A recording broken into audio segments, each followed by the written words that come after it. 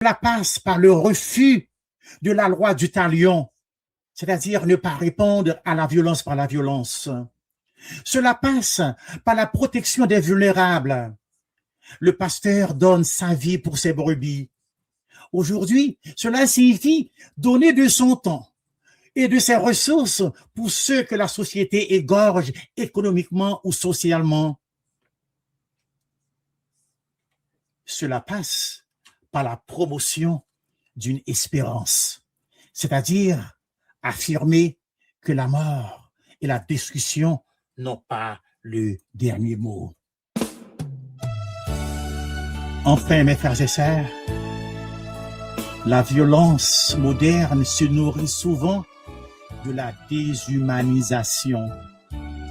On ne voit plus une personne, mais on voit un chiffre, on voit une cible, on voit une catégorie. Mais dans cet évangile, Jésus appelle ses brebis chacune par son nom. Cela sous-entend que contrer la violence aujourd'hui, c'est redonner un nom à un visage à chaque individu.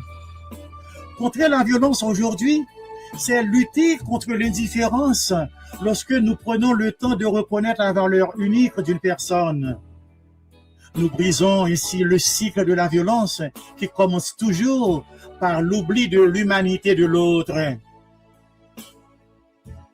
Mes frères et sœurs, je conclus en vous disant que appliquer Jean 10, versets 1 à 10 au monde actuel, c'est choisir une douceur active.